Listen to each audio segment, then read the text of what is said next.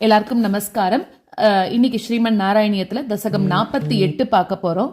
நல கூபர மணிக்ரீவயோ சாப மோக்ஷக மோக்ஷாப்தி ராகம். இந்த தசகமும் கூட 47வது தசகம் பார்த்தோம் இல்லையா, உலூகல பந்தனம், அதாவது உரல்ல கண்ணனை கட்டி போடுறது, அந்த தசகத்தோட ஒரு கண்டினியூவேஷன் அப்படின்னே சொல்லலாம். இப்படி ஒன்றை உங்க அம்மா அந்த உரல்ல கட்டி போடும்போது நீ அந்த பெருமாள் எப்படியெல்லாம் ஆட்டம் காமிச்சார், அதுக்கப்புறம் கொல்லப்பக்கம் போய் அந்த உரல்ல வெண்ணெயை திருடி வச்சு அதெல்லாம் சாப்பிட்டாரு இல்லையா. ஸோ இந்த மாதிரி லீலைகள் எல்லாத்தையும் பார்த்த தேவர்கள் கூட்டங்கள்லாம் என்ன பண்ணா அப்படின்னாக்க, உன்னை உரல்ல கட்டி போட்டதுனால உனக்கு தாமோதரன் அப்படின்னு ஒன்ன சொல்லி உன்னை ரொம்ப மகிழ்ச்சியோட துதிக்க ஆரம்பிச்சா அப்படின்னு சொல்றான். அதாவது யசோதை கட்டின கயிறுக்கு கட்டுண்டு இருந்ததுனால தாமோதரன் அப்படின்னு சொல்லி கூப்பிட்டாலாம். அந்த மாதிரி கூப்பிட்ட உடனே அப்ப உரல்ல தானாகவே கட்டிக்கிறதுக்கு ஹெல்ப் பண்ணவனும் மென்மையான வயிறோடு இருக்கக்கூடியவருமா ஒன்ன நீ என்ன பண்றன்னா, உன் பக்கத்துல இருக்கக்கூடிய 2 மரங்களை நீ பாக்கற அப்படின்னு சொல்றான். அதாவது 2 மரங்கள் யாரு அப்படின்னா நலகூபரும் மணிக்ரீவனும். அவ 2 பேர் தான் ஒரு சாபத்தினால மரமா ஆயிருக்கா அப்படிங்கிறா. அது என்ன சாபங்கிறதும் அடுத்தடுத்த ஸ்லோகத்துல வருது. சோ அடுத்த ஸ்லோகத்துல குபேரனுக்கு நலகூபரன் மணிக்ரீவன் அப்படின்னு 2 குழந்தைகள் இருந்தாலாம், 2 பசங்க, 2 பையன் இருந்திருக்கா.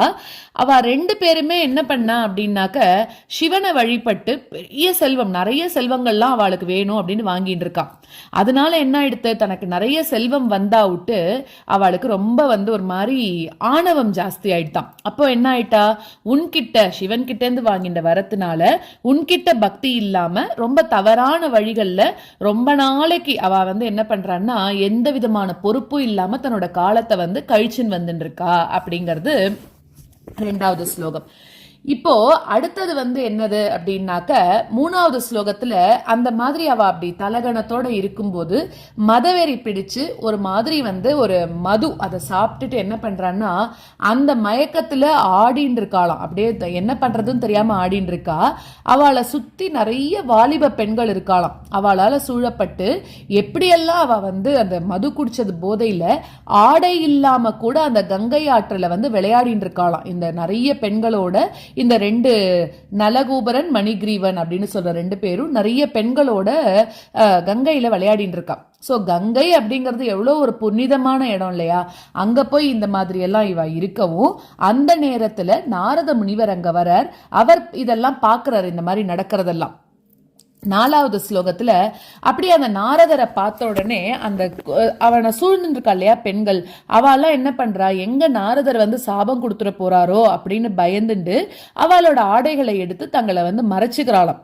ஆனா இவ 2 பேர் என்ன பண்றா, அதை பார்த்தும் கூட நாரதர் வந்திருக்கிறது கூட தெரியாம மது மயக்கத்துல ரொம்ப அறிவெல்லாம் இழந்து போய் இவ 2 பேரும் வந்திருக்கிற நாரதரை கண்டுக்கவே இல்லையாம். அதை பார்த்த நாரதர் என்ன பண்றாரு அப்படின்னா, அவளுக்கு உண்மையில பக்தி, மன அமைதி எல்லாமே கிடைக்கணும் அப்படிங்கிறதுக்காக ஒரு சாபம் விடுறாரு அவளுக்கு.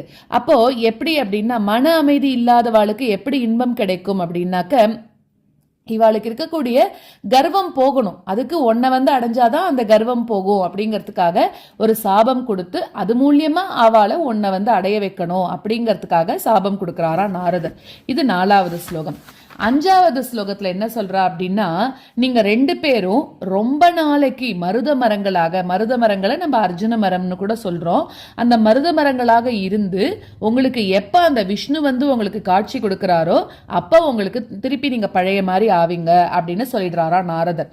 அப்போ அவ கூட என்ன பண்றான்னா, உன்னை பார்க்கணும் அப்படின்ற ஒரு ஆசைனால கோகுலத்துக்கு பக்கத்துல 2 மரங்களாக பிறக்கிறா அப்படிங்கிறா. ஏன்னா மரத்துக்கு வஸ்திரம்ன்றது கிடையாது இல்லையா. இப்ப நீங்க வஸ்திரம் இல்லாம இதே மாதிரி பண்ணின்றதுனால நீங்க வஸ்திரமே போட்டுக்காத மரமா ஆயிடுங்கோ அப்படின்னு சாபம் கொடுக்கிறாராம். அப்ப இவாளும் கூட என்ன பண்றா, கோகுலத்துல ஆயர்பாடியில 2 மரங்களா ஆயிடுறா. இது 5வது ஸ்லோகம். 6வது ஸ்லோகத்துல அந்த மருத மரங்கள் அது நிறைய நாள் ஆயிட்டதுனால அதோட வேரெல்லாம் பலம் இழந்து போயிடுதான். சோ அதுக்கு பக்கத்துல நீ என்ன பண்ற அப்படின்னா, ஏன்னா இப்ப அம்மா என்ன பண்ணிருக்கா, உரலோட கட்டி போட்டிருக்கா இல்லையா. அந்த உரலோட பெருமாள் ரொம்ப தொல்லை பண்றார் அப்படிங்கிறதுக்காக, விஷமம் பண்றாருங்கிறதுக்காக உரலோட கட்டி போட்டிருக்கா. இவர் என்ன பண்றாரு, அந்த உரலையும் இழுத்துட்டு போறாராம். ஏன்னா உரல்ல இருந்து அவர முடியல, ஏன்னா 3 சுத்தி இருக்கா. அதனால என்ன ஆகுறது, ரொம்ப டைட்டா இருக்காது, அதனால அவர முடியாம உரலோடையே போறார், மெதுவா உரலை இழுத்துட்டே போறாராம். அதுக்கப்புறம் என்ன பண்றார், அதுக்கு நடுவுல புகுந்து, நீ அந்த மரத்துக்கு நடுவுல பூந்து போகணும்னு பாக்குற ஒரு விளையாட்டா. அப்போ உன்னோட இடுப்புல கட்டப்பட்டிருந்த உரல் என்ன பண்றதுன்னா குறுக்காக உன்னை வந்து தடுக்கிறதாம், போக முடியாம அந்த உரல் வந்து டிஸ்டர்ப் பண்றதாம். அதனால என்ன ஆயிடுத்துன்னா நீ போகவும் அந்த உரல் தடுக்கவும் அந்த 2 மரங்களும் என்ன ஆச்சுன்னா முறிஞ்சு போச்சு அப்படின்னு சொல்றா. இது 6வது ஸ்லோகம். 7வது ஸ்லோகத்துல அந்த 2 மரங்களும் என்ன ஆகுறதுன்னா முறிஞ்சு விழும்போது அந்த மரங்களோட நடுவுல இருந்து என்ன ஆகுறது, இவ 2 பேர் தானே மரமாயிருக்கா, அந்த 2 யக்ஷர்கள் வந்து என்ன பண்றா அப்படின்னாக்க ஒரு ஒளியாக, பெரிய ஒளியாக அந்த இடத்துல வந்து காட்சி கொடுக்கறாளாம். அவ உடனே என்ன பண்றா, உன்னை பார்க்கணும் அப்பதான் அவளுக்கு விமோச்சனம் கிடைக்கும்னு நாரதருக்கு சொல்லியிருக்காரு இல்லையா.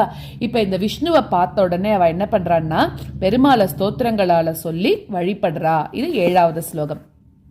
8வது ஸ்லோகத்துல இந்த உலகத்துல வந்து இன்னும் நிறைய தேவர்களோட பக்தர்களும் என்ன பண்றா, கடைசியில ஒன்னையே வந்து அடையறா. ஏன்னா பெருமாள் விஷ்ணு ஒருத்தர் தான், அவர் தான் எல்லாரையும் படைச்சிருக்காரு, நம்மளுக்கு தெரியும் இல்லையா. அப்படி பல தேவர்கள் தேவதைகள் இவாளெல்லாம் பெருமாள் நியமனம் பண்ணியிருக்கார். அவளுக்கு யார் யார் வேணுமோ நீங்க இப்போதைக்கு நீங்க வந்து சேவிச்சுக்கோங்க, ஆனா கடைசியில மோட்சம்னு வரும்போது என்கிட்டதான் வரணும் அப்படின்னு விஷ்ணு நினைச்சிருக்கார். சோ அந்த மாதிரி இவ என்ன பண்றா, ருத்ரனை வேண்டிண்டு நிறைய வரம் வாங்கிக்கிறா. அப்ப சிவபெருமான் கிட்ட வரங்கள் வாங்கிட்டு நாரதரோட அனுகிரகத்தினால ஒன்ன வந்து அடைஞ்சா. ஏன்னா நாரதரோட சாபம் நல்லதாதான் முடிஞ்சிருக்கு, பெருமாளை பார்க்கணும் அவளுக்கு நல்ல புத்தி வரணும்னு நாரதர் சாபம் கொடுத்திருக்கார். அப்படி ருத்ரனை வழிபட்டு வந்த இவா 2 பேரும் உன்னோட திருவடிகளை அடைஞ்சா அப்படின்னு சொல்றா. சரி, நீ காட்சி கொடுத்ததுக்கு அப்புறம் நீ கேட்கிற உனக்கு என்ன வரம் வேணும்னு கேட்கும்போது நீ அவ 2 பேர் என்ன கேட்கிறான்னா சிறந்த பக்தி, அதையே எனக்கு வரமாக கொடு அப்படின்னு கேட்டு வாங்கிக்கிறாளாம். இது 8வது ஸ்லோகம். 9வது ஸ்லோகத்துல அதுக்கப்புறம் அந்த இடையர்களோட கூட்டம் வந்து என்ன ஆகுறதுன்னா இந்த மாதிரி ஒரு 2 பெரிய பெரிய மரங்கள் இல்லையா, எவ்வளவோ வருஷம் இருந்த மரம், அந்த மரங்கள் வந்து முறிஞ்சு விழுந்ததுனால ஒரு பெரிய சத்தம் கேட்டுதான். அப்போ அந்த ஊரையே நடுநடுங்க வச்சுதான். அப்போ எல்லாரும் வந்து பாக்குறா, என்ன எங்கேருந்து வருது இந்த சத்தம் அப்படின்னு. அப்போ நந்தகோபன் வந்து இந்த குழந்தைய இப்படி கட்டி போட்டிருக்கியா அப்படின்னு யசோதைய பார்த்து முறைக்கிறாராம். அவர் இப்பதான் பாக்குறார், இப்படி கட்டி போட்டுட்டே இந்த குழந்தை இங்க வந்திருக்கே, இந்த 2 மரங்களும் இது மேல விழுந்திருந்தா என்ன ஆகுறது, குழந்தைக்கு ஏதாவது ஆயிருந்ததுன்னா என்ன பண்றது அப்படின்னு யசோதையோட முகத்தை வந்து பாக்குறார். அப்போ யசோதை கூட ஐயோ நம்ம தெரியாம இப்படி பண்ணிட்டோமே அப்படின்னு வெக்கப்பட்டு தலையை கீழே குனிஞ்சுக்கிறாளாம். அப்புறம் ஒன்னு என்ன பண்றான்னா எல்லாரோட பந்தம் பாசம் அப்படின்னு சொல்லக்கூடிய கட்டெல்லாம் அவிழ்த்து விட்டு மோட்சத்தை கொடுக்கக்கூடிய ஒன்ன உரல்ல இருந்து அவிழ்த்து விடுறா. நந்தகோபன் சொன்னதுனால, நந்தகோபனோட அனுகிரகத்தினால யசோதை உன்னை வந்து கட்டிலிருந்து அவுத்து விடுறா அப்படிங்கிறது 9வது ஸ்லோகம். சோ 10வது ஸ்லோகத்துல 2 மரங்களுக்கு நடுவுல போன அந்த குழந்தை ஹரியோட அருளால தான் இப்ப வந்து 2 இதுக்கு நடுவுல போயிடுத்து இல்லையா அந்த குழந்தை. அப்ப அவெல்லாம் என்ன பேசிக்கிறான்னா ஹரியோட பெருமாளோட அருள்னாலதான் இந்த குழந்தைக்கு ஒண்ணுமே ஆகல, இது ரொம்ப ஆச்சரியம் அப்படின்னு சொல்லிக்கிறாளாம். அதுக்கப்புறம் உன்னை வந்து வீட்டுக்கெல்லாம் கூட்டிட்டு போறா.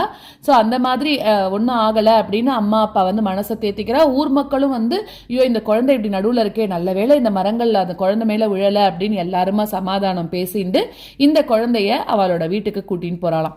சோ அப்படிப்பட்ட குழந்தையா இருக்கக்கூடிய நீ, குருவாயூருக்கு தலைவனா இருக்கக்கூடிய நீ தான் என்னோட நோயிலிருந்து என்னை காக்கணும் அப்படின்னு சொல்லி பட்டத்ரி இந்த தசகத்தை பூர்த்தி பண்ற. இப்ப நம்ம இந்த ஸ்லோகங்களை கத்துக்கலாம்.